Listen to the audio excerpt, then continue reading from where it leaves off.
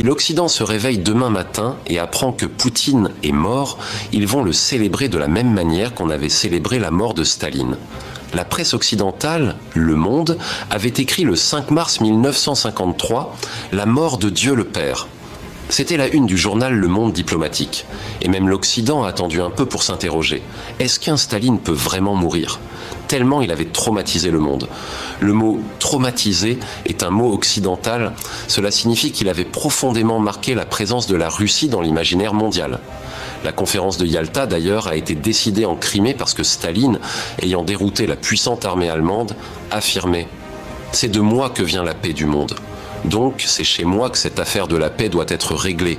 Et il a ainsi obligé le président américain, que certains considèrent comme l'un des rails de l'histoire, à faire le déplacement.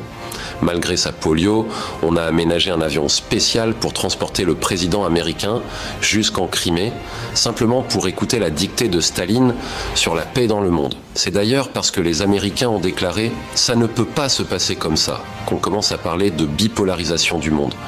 Au cours de cette conférence de Yalta, on entre dans une logique. Il ne faut pas laisser la Russie prospérer.